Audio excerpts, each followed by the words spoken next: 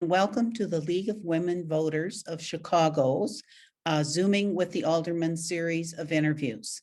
My name is Chris Royce, and I'm your host for today, and also a member of the Chicago League. A little bit about the League itself.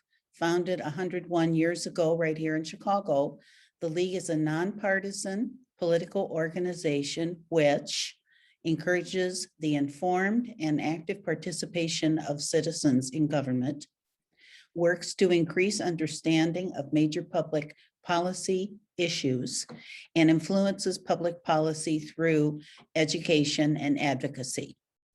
The Chicago League is one of hundreds of leagues, local leagues across the country. Today, our guest is Alderman Nicholas Sposato of the 38th Ward. Welcome, Alderman, to the show. Thanks for having me. We appreciate your taking the time to join us. To our audience, please know that the Zoom session is being recorded and will be available on the League website into the future. We'll be sending you a link to the recording, Alderman, so that you have it, and to everyone who did register for the program but is not a League member. Also, the audience should know that we have provided the Alderman with the questions we're going to ask today ahead of time so that he would have a chance to prepare. Before I start asking those questions, we want to show you a map of all 50 wards in Chicago. I'm going to show that on the screen.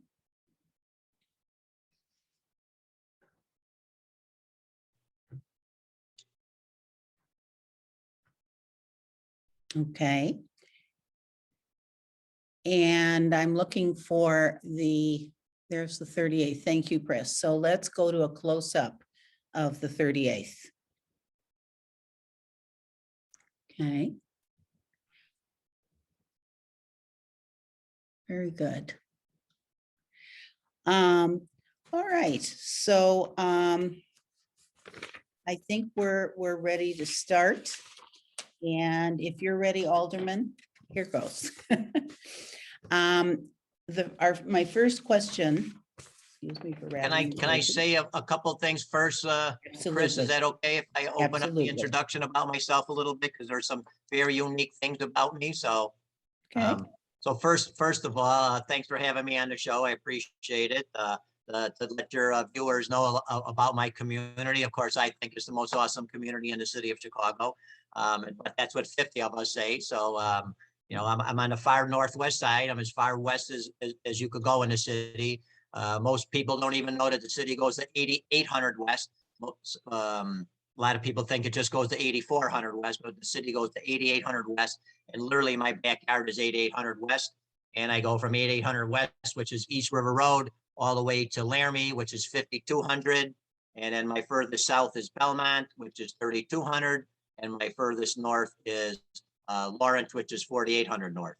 I am the first Chicago firefighter ever elected to the city council. I am also the first alderman ever elected to 2 different wards. Back in literally less than a year after I got elected, the remap went into effect and I was completely destroyed. They took 80% of my ward away from me and gave me a totally new ward. I went literally from my furthest northwest point to my furthest southeast, 9.5 miles. So that community that they basically gave me, which was the new 36th ward, it was a community I had nothing in common with. I knew nothing about that community, so I decided to run in the 38th ward. Because at that time with the remap, I could have ran in the 29th, I could have ran in the 30th, I could have ran in the 36th, I could run in the 38th, and I could run for mayor, and I chose to run in the 38th ward. So with that election, we had 7 people in the race, and I won that election without a runoff, which is a pretty big accomplishment nowadays, because most people get in runoffs with 3 people in a race. I had 7 people, and I received 54% of the vote. So I'm very proud of that. I was also very proud to win my first election, which literally was 11 years ago that I won my election on the 7th with 54% of the vote. I'm sorry, 56% of the vote against 44% against a incumbent with 10. I don't think there's a machine anymore like there used to be, but 11, 12 years ago, there was a political machine out there that I was fighting, and I did defeat the machine. So here I am 11 years later, almost to the day from being elected, and looking forward to the interview. Well, good. And that was actually part of my first question. I also wanted to ask you to give us a breakdown of your ward in terms of residential business quarters, industry. So my ward is basically made up of two different communities, and that's the Dunning community and the Portis community. I do have a sliver of the Jefferson Park community, and I do have a portion where I actually live is called the O'Hare community, but we call our area Shores Forest View. But if you look in the 77 neighborhoods, that is considered the O'Hare community. So basically, I represent about 45% Portage, 45% Dunning, and then maybe 5% O'Hare, 5% Jefferson Park. Not a lot of business in my community. It's mostly a residential. Not a lot of big businesses either. Our biggest business is Eli's Cheesecake, the world famous Eli's Cheesecake. Other than that, we don't really have any big employers, just a lot of small places, a lot of mom and pop places, not a lot of restaurants. It's just some places have, like 42nd ward has like 10,000 businesses.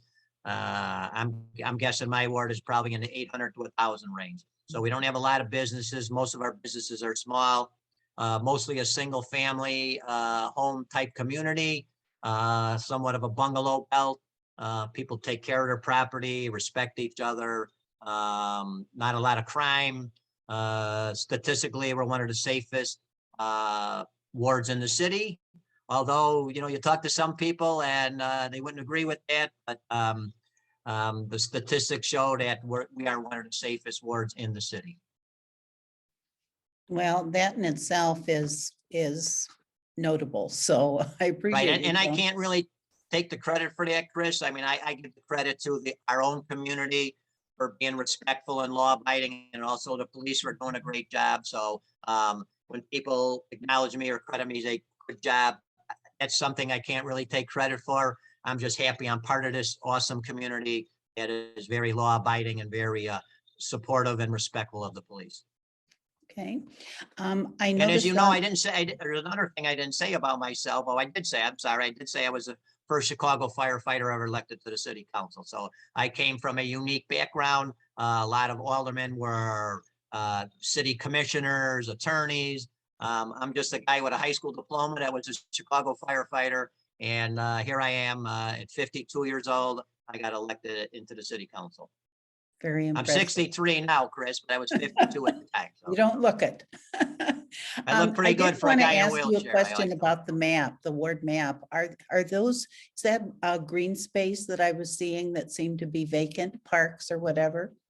Well, there's some parks in there, but there's also, I am surrounded by the suburbs. So I have half of my ward is surrounded by Elmwood Park, River Grove, Norridge, and Harwood Heights. And that's basically my west end, kind of from Narragansett, Oak Park type to the west is surrounded by those four communities. So, and then to the east is all city, kind of from Narragansett to the east, or Oak Park or Harlem basically to the east on the south exit. We do have 5 parks though. We do have 5 parks, but they're, we do have a couple bigger parks, but parks aren't that big. I mean, so they don't take up that much room, but we, Harwood Heights, Norridge, Elmwood Park, and River Grove do take a good portion. I was aware on your website that the cover photo is appears to be taken in a park with kids and playing on gym equipment and looking like they were having a great time. That is my proudest accomplishment. One of my proudest accomplishments are building playgrounds in my community. So although we did have parks, I was an alderman for less than a year, and I secured funds to build a new playground at Chibona Park, which is one of my parks, which is basically almost dead center in my current ward and my previous ward. And then a year later, I built the Hiawatha playground, that's where the picture was. So I built 2 new playgrounds, and it's just a thrill every time I drive by those playgrounds, see all those kids out there playing and their families, moms and dads with their kids out there. It's just a nice, safe place for families to go with their children. Okay. Moving on to the next question. You know, in Chicago, there are so many issues that we're dealing with. And I wanted to ask you what some of the key issues are in your ward that you're addressing. So, I mean, we all pretty much have the same issue, I would guess. I would guess 50 Aldermen would tell you they have the same issues. Crime is the biggest issue in the city, and then crime rolls over into from the less safe neighborhoods to the more safe neighborhoods. As we know, no community goes untouched with carjacking or crime. You see, I mean, it's not only just in Chicago. You see some of these affluent suburbs where this stuff is happening. So it's a big concern of everybody. Every time something happens, people feel like the sky is falling. This community is not safe anymore. I'm getting out of here. But for the most part, I mean, statistics prove that the 38th ward is probably the second or third most safest ward in the city. Everything I look at, we appear to be the second safest ward in the city. So I guess people could dispute that. But, you know, crime is a big fear for everybody. Nobody goes untouched nowadays. I don't know what some of these people are thinking. They just drive around. It was last Christmas. We had 2 kids, a 12-year-old and a 16-year-old, I believe, at 7 o'clock in the morning at the furthest west point of my ward. They were there and robbed a lady walking into the local jewel. They put a gun in her face and said, "Give me your keys." And then they took her car and they proceeded to take it to the south side and then abandon it somewhere on the south side. But here it was a pretty safe neighborhood, probably the safest part of my community, the furthest west part of my community. And this lady was, technically she wasn't carjacked. She wasn't in the car.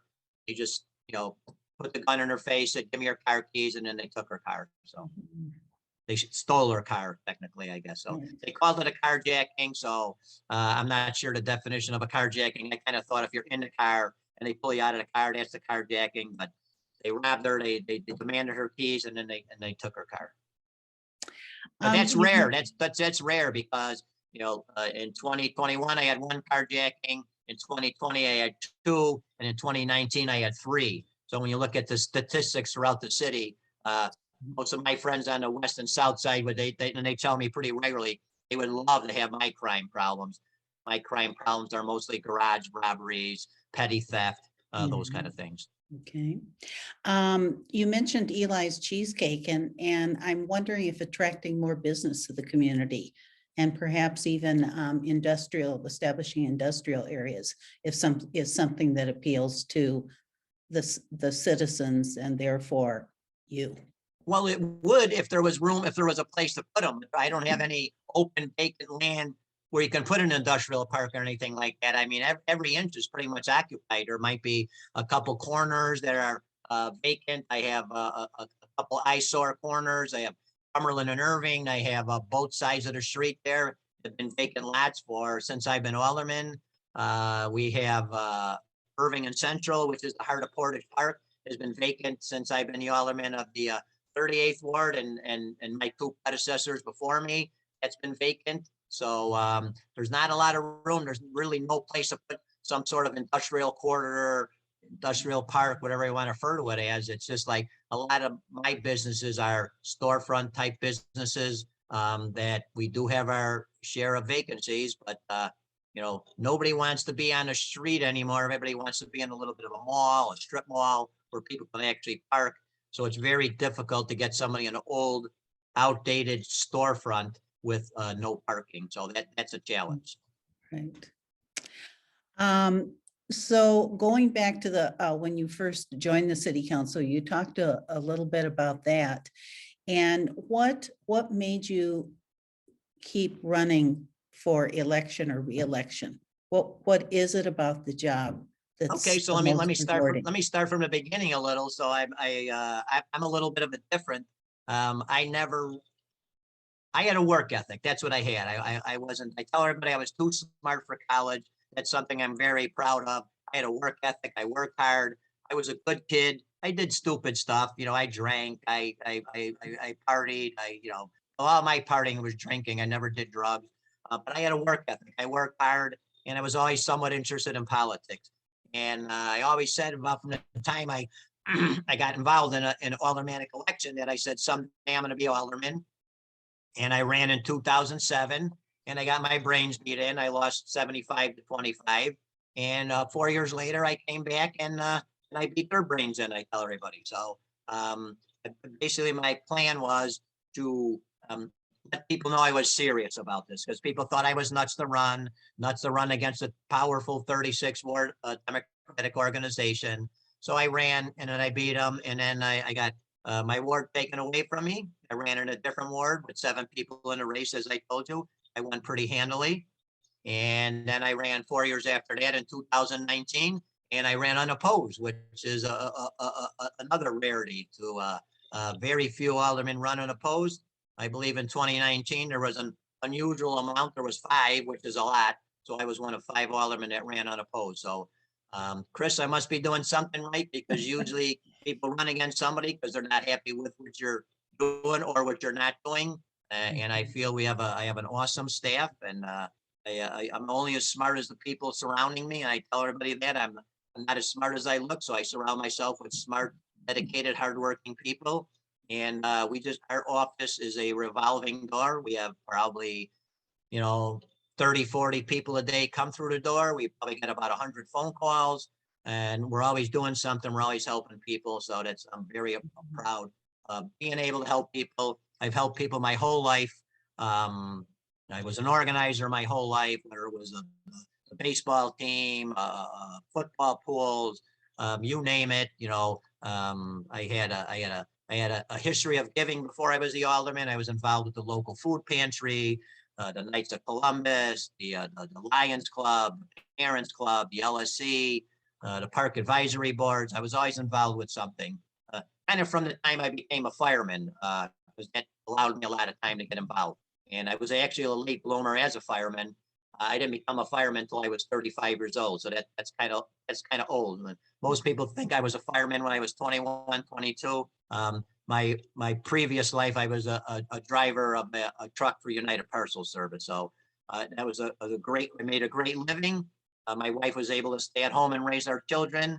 And I went to work every day, busting my butt to support my family. Very nice. Do you have any employment now? Chris, Or- I don't know how any of my colleagues do it. I believe I have 3 of my colleagues that have another job. One of them, he doesn't have another job, but he's very, very dedicated, serious, hockey coach, which is very demanding. So I don't know how those 4 guys do it, because I know I couldn't find any time to do even a 10-hour-a-week side job or something. I don't know how they do it. I do not have any outside employment. This is in the summertime, it's a 75 to 80-hour-a-week job. Spring and fall, it's probably 60 to 75. And in the winter, you could probably get away with about 50 hours a week. So it's a very, very demanding job. It's always something. My phone is ringing from 8:30 in the morning till pretty much 9:30, 10 o'clock at night every day, with something pertaining to the ward, somebody calling me, asking me a question. So it's just a very demanding job, but I love it. I love helping people. So I wanted to ask you a question about the committee that you're active in, which is the Special Events, Cultural Affairs, and Recreations Committee on the council. What matters typically come before that committee? So I call it the happy committee. So everybody laughs at me. So I call it special events, and they say it all. And I say also known as the happy committee, because everything that happens in my committee is happy. There's never anything controversial. There's never anybody against anything. It's always people are like, this is great. These people are great that we're appointing. This is great. We do a lot of open space, a lot of stuff with the parks. It's just all positive, good stuff for the city. A lot of approving fests and events. So I call it the happy committee, because everything that happens in that committee is just nothing but happy stuff and good things for the city that show how great the city is and all the good things we have going on in our city. So. Okay. What, if any, changes would you like to see in the operation of city council? So So it's a good question, by the way. So in my 11 years, this council has changed so much that I can't begin to tell you. There is so much division and so much dissension in this council now. There is so much, there are so many mean people in this council, angry, people that don't want to work with each other. There's just total lack of decorum in this council. People come dressed like slobs. They talk on their phones. They don't pay attention. They don't come to meetings. Where in the past, everybody seemed to be there. Everybody seemed to respect each other. And I was always kind of the oddball, Chris, because I'm like, was like only righty, 11 years ago. And now there's like, two or three of us 11 years later. So, but I always felt that even though most of my colleagues and friends in the council were more left when I was right, I always felt they respected me and I respected them. But that's not going on anymore with some of these socialists that we have in our council that are just, just out of control, I feel. And they'll probably tell you that I'm out of control, but just the lack of decorum in this council nowadays. I wish we can go back to the days where people respected each other and paid attention and weren't talking on their phones and dressed a little more appropriate. That's just me. Who am I to tell somebody how to dress when they come to council or to pay attention or to not to talk on their phone? That's just the way I feel. So I think people should pay attention. This is very important stuff. You could miss stuff at the blink of an eye if you're not paying attention. If you have to slip out and go to the bathroom, if you run to get a bite to eat or something, because some of these meetings do last, 5-6 hours. So it's tough to just sit there for the 5-6 hours. And people are walking around all the time and they're almost pretty much to a fault. I think you should be sitting down, paying attention, not walking around talking on your phone. So It sounds like it's a pretty frustrating experience, but if you ever get a chance to go, Chris, and once it's open up again and you sit back there, you'd be like, I can't believe these people. I can't believe that this one's talking on their phone. This one's talking to the other one. They're walking around. They're not in the room. I mean, it's somewhat, like I say, disappointing / frustrating to me. Once again, it's none of my business what other people do, but it's just for some reason it's bothersome to me because I feel this is very important that we should be paying attention and attentive to what's going on. I wanted to ask you a question about gun violence. We've been asking all the aldermen or alder people about that. I know that you talk about the lack of that kind of problem in your community, but as an alderman, when you're looking at the whole, you obviously must feel a need to address it. And so what are one or two actions that you think the council should take? So absolutely, that's a concern of mine as it is of all aldermen, because it kills me when I see on national news how we're on national news all the time about the crime in our city. Makes us look bad. I want us to look, much better, of course.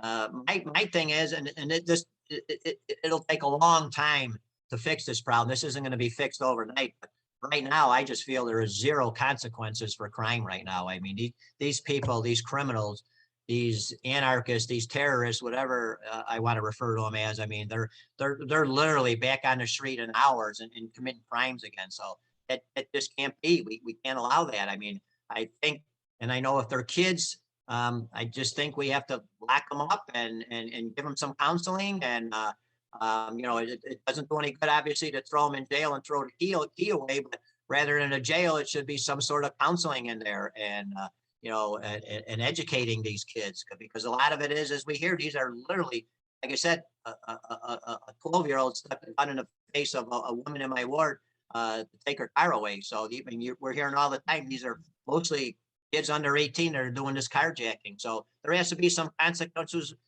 for them. They have to be afraid to do what they're doing, but they're fearless. I mean, they know there's no consequences. They know they'll be back on the street. They're out there gang banging, shooting cars up. They're carjacking. So I think for now, the state's attorney needs to start giving some serious consequences to some of these people. And of course, once you get them in there, it doesn't do them any good to have them with a bunch of violent criminals that are going to be roughing them up or doing whatever to them. They have to have some educating program in there to educate some of these people to say, crime doesn't pay, or you can't do this, or I don't know how you were brought up, but this is not right. This is not right. You can't do this if it's not yours. You can't steal it and take it. You have to work for it. You have to earn it. So it's all about education, and we have to really start educating these kids. And of course, and I agree with it somewhat with the mayor. I mean, it starts at home. I mean, I know she said a lot of these kids aren't loved, and they probably aren't loved. I don't know if she went about saying it the right way, but of course they need, you know, when you're fatherless families, which a lot of these criminals are fatherless, that's a big problem. So. Okay. I appreciate your candor on that. You know, it doesn't seem like there's an easy solution to this. And There's no easy but solution. people are looking for it, not just here, but all over the country, I think. All and over the country, that correct. bodes well. Moving on to league meetings. Some of the league members have observed that the committees and the council regularly pass agenda items for which the actual contents and text of what is being approved are not available to the public until a couple days after the meeting. Is that, would you support a requirement mandating that any such items and their text be made available to the public no later than 2 business days prior to the meeting? Well, that's pretty much what we try to do. And even 2 days isn't really enough, but we try to do that. But sometimes things happen. Sometimes people want to push stuff forward and it gets blocked for one reason or another. So that's why a lot of times people will rule 41 stuff. But I'd say for the most part, we do a pretty good job with having meetings and hearings where people could hear what's going on. Sometimes things happen and we don't post them, early enough, but it's always 48 hours before. But really, is even 48 hours enough? I don't think so. So we try our best. It's just not always possible. There's just a lot going on in the city. But we should try to do a little bit better.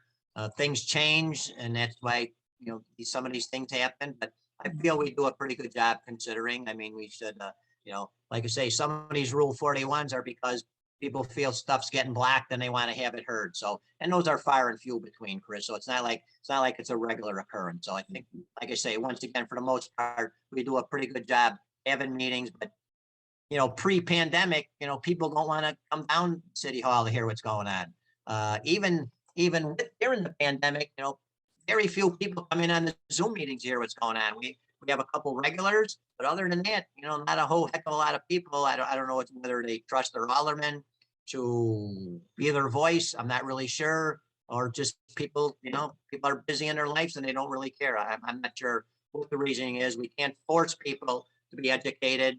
I mean, I just see in my own community alone, people will bitch to me about not having meetings. Of course, then when I do have a meeting and there's an addenda because there's an election coming up, or because something, I'm reactive, I'm not proactive. So no matter what you do, somebody's going to bitch or be unhappy. But for the most part, we try our best, and I believe you have a pretty decent bunch of aldermen running the city. Not as good as the bunch from 11 years ago, but the quality went down a lot the last few years. But we'll see what happens in this upcoming election. Speaking of elections, I wanted to ask you a question about ranked choice voting and whether you see it as an option in the future. It's certainly gaining some traction around the country, and I see you shaking your head. Why are you opposed to it? Totally against that, Chris, and I'm going to tell you why. Because anybody that's smart, anybody that's run. So if let's say there's 5 people in a race, and I'll use the name John Smith and Mary Johnson, and they're the 2 favorites. If I'm backing John Smith, or if I'm John Smith, I'm going to say vote for me for number 1 and vote for Mary Johnson, give her the number 5 vote. So I don't believe most people would rank their choices how they honestly and truly feel. I believe there would be politics would play a big part in that to rank a worst choice as your second choice, and so on and so forth. So I just I don't trust the people. I hate to put it this way, but I don't trust the people to legitimately rank them 1 through 5. And I think that if I wanted John Smith, I certainly don't want him to be in a runoff of Mary Johnson. I would pick her as my number 5 choice, not my number 2 choice, even if I thought she was the second best choice. Mm-hmm.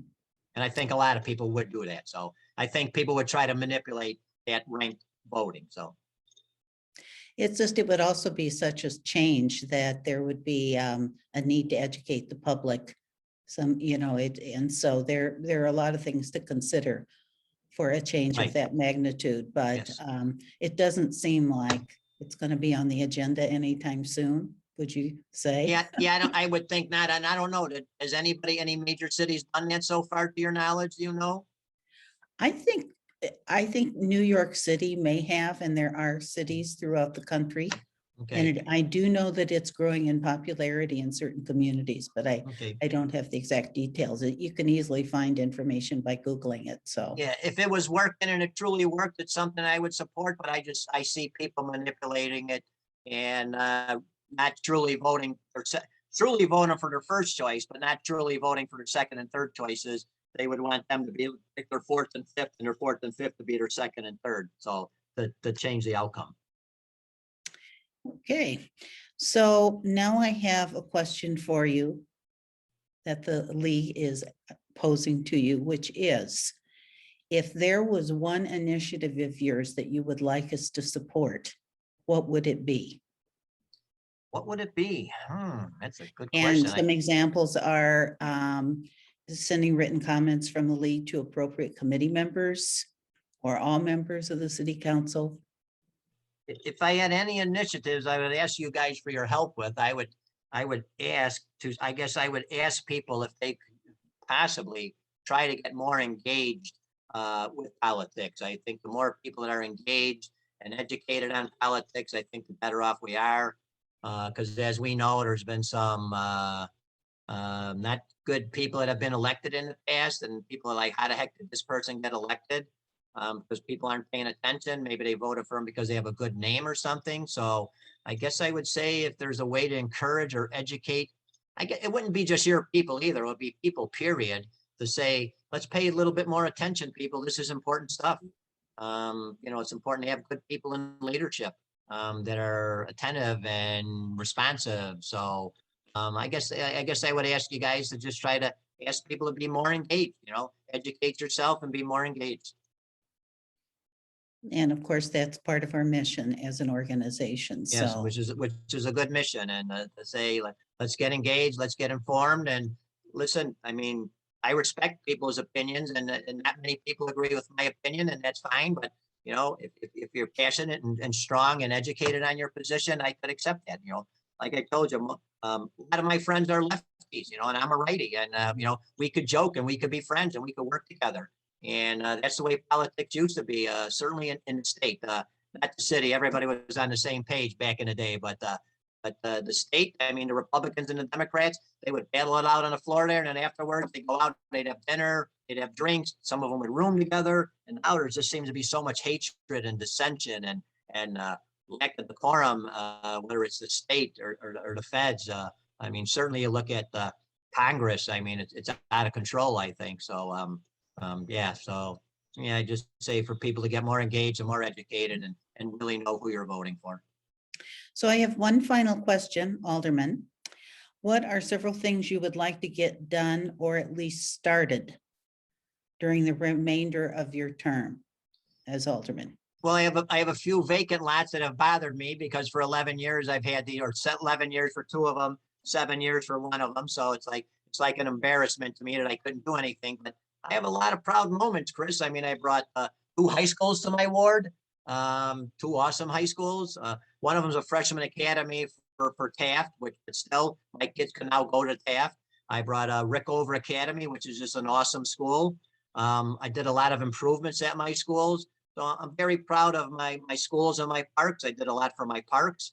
I don't really have any regrets other than those 3 lots have been bothersome to me that I really haven't been able to do anything. But sometimes, the one lot, the guy wants 2.85 million for it. So that's difficult to find somebody that's going to pay 2.85 million for a lot. Joe's Pizza is not going to go there and build a pizza place. I don't have a lot of regrets. I'm pretty happy about what I did.